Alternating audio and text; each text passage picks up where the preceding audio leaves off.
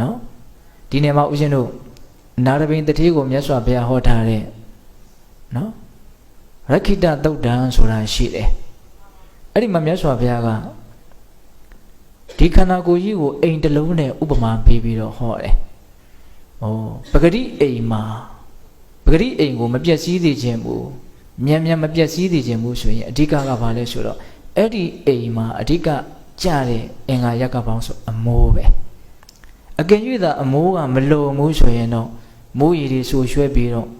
့နော်အချင်းရနယ်တွေရောအကာတွေရောအခင်းတွေရောတိုင်တွေရောအကုန်လုံးဟာဆွေ့မြစ်ပြီးတော့ပျက်စီးသွားမှာဒီအိမ်ကြီးဘုံဘုံလဲသွားမှာဟုတ်လားအဲ့ဒါလိုပဲဒီခန္ဓာကိုယ်မှာဒီခန္ဓာကိုယ်ဒီဟူသောအိမ်ကြီးမှာ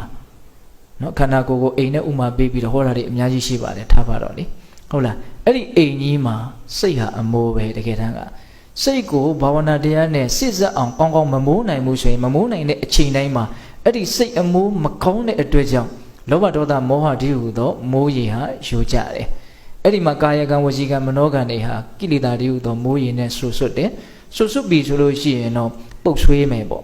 ပုတ်ဆွေးတယ်ဆိုတာကဒုစရိုက်မှုပြုတာကိုပြောတာနော်ပိဿတို့စကားက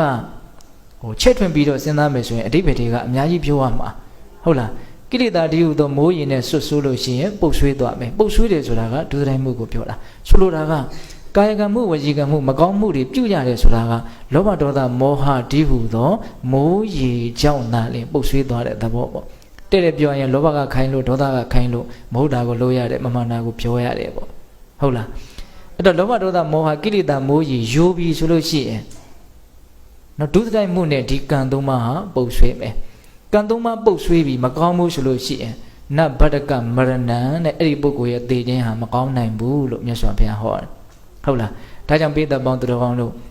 စိတ်ကိုစောင့်ရှောက်ကြလို့ဘာကြောင့်ပြောလဲဆိုရင်အတူဆုံးအဖြေကတော့အဓိကကြလို့ပဲဟုတ်လားအဓိကအကြဆုံးအရာဖြစ်လို့စိတ်ကိုစောင့်ရှောက်ကြလို့ပြောတာစိတ်ကိုမစောင့်ရှောက်ရင်ကျန်တာကိုစောင့်ရှောက်ပြီးတာမဖြစ်ဘူးမစောင့်ရှောက်ဖဲထားရရောက်တယ်ဟုတ်လားစိတ်ကိုသာစောင့်ရှောက်မယ်ဆိုရင်ကျန်တာတွေကိုစောင့်ရှောက်ပြီးတာဖြစ်တယ်ဒါကြောင့်မြတ်စွာဘုရားကစိတ်တံဘိက္ခွေတန်တံကုတ်တံရခိတံတံဟုတံမဟာတောအဋ္ဌာယတံဝတ္တတိတဲ့စိတ်ကိုစောင့်ရှောက်မယ်စိတ်ကိုယဉ်ကျေးအောင်လုပ်မယ်စိတ်ကိုထိမ့်သိမ့်မယ်စိတ်ကိုလုံခြုံစေမယ်ဆိုလို့ရှိရင်တဲ့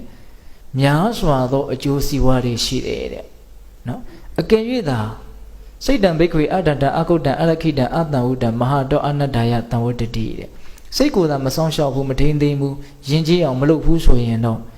့ကြီးကျယ်လှစွာသောအကျိုးမဲ့တွေဖြစ်လိမ့်မယ်လို့အဲ့လိုမြတ်စွာဘုရားဟောထားတာရှိဟုတ်လားဒါကြောင့်ပိဿပေါင်းသူတော်ကောင်းတို့နော်ရှိသူတော်ကောင်းကြီးတွေကနော်ဆောင်းပုဒ်ကလေးတွေရေးတာပေါ့အဘယ်လေးပါးစေချောင်းသွားသည်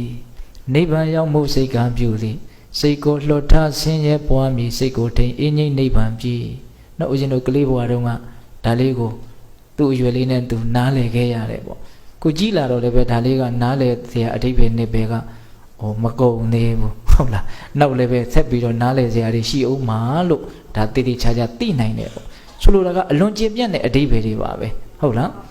းအပယ်လေးပါးစေချောင်းသွားသည်ဟုတ်တာပေါ့နော်အပယ်လေးပုံမှာဒုက္ခရောက်နေတဲ့တတ္တဝတွေဟာသူတို့စိတ်ကိုမထိန်နိုင်မသိမ့်နိုင်ရာကနေပြီးတော့ကာယကံမှုဝစီကံမှုမနောကံမှုမစင်ကြင်မကောင်းမြတ်တာတွေကိုပြုပြီးတော့ဒါအပယ်လေးပါးဆိုတာမကောင်းမှုရဲ့နော်အကျိုးဆက်လို့မဆိုနိုင်ဘူးလားဆိုနိုင်တယ်ဒါကြောင့်အပယ်လေးပုံမှာရောက်နေကြတဲ့တတ္တဝတွေဟာစိတ်ကိုမထိန်သိမ်းရာကနေမစောင့်ရှောက်ရာကနေတဆင့်ရောက်ကြရတာပေါ့ဒါကြောင့်အပယ်လေးပါးစေချောင်းသွားသည်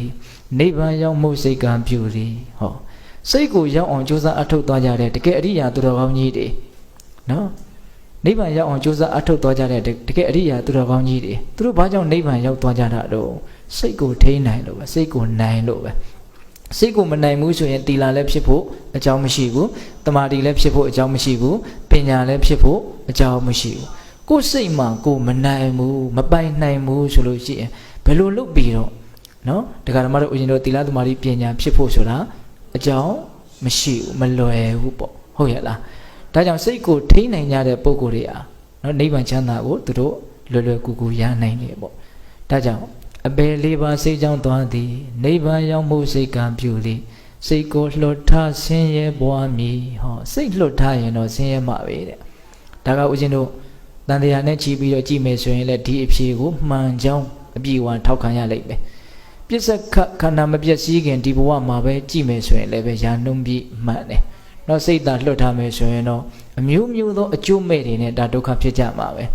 နော်တရားဓမ္မတို့ဦးဇင်းတို့ကိုယ်စိတ်ကိုမနိုင်လို့မူရစေဝါတွေနဲ့ဟုတ်လားဘဝပြည့်ကြတာဒီဟုတ်လားရာဇဝမှုတွေလွန်ကျူးပြီးတော့ဘဝပြည့်ကြတာဒီအမျိုးမျိုးမကောင်းမှုတွေပြုတ်ပြီးတော့ဘဝပြည့်ကြတာတွေမရှိဘူးလားရှိတယ်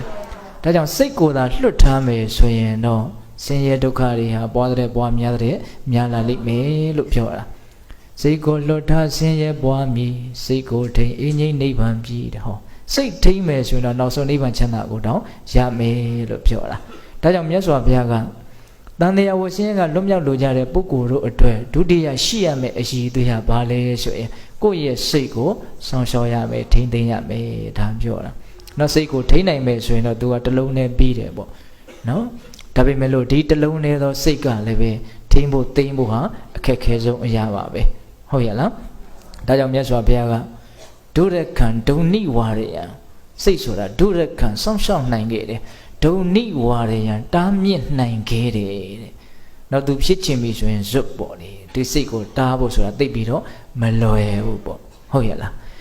ဒါကြောင့်ပိဋကပေါင်းသူတော်ကောင်းတို့တန်တရားဝဆင်းရဲကလွတ်မြောက်လို့တယ်ဆိုလို့ရှိရင်ဒီအချက်အပမဒတရားလက်ကင်ထားရမယ်နှစ်အချက်မိမိတို့ရဲ့စိတ်ကိုအမြဲတမ်းစောင့်ထိန်နိုင်ရမယ်ဟောအဲ့ဒီအခြေခံကြတဲ့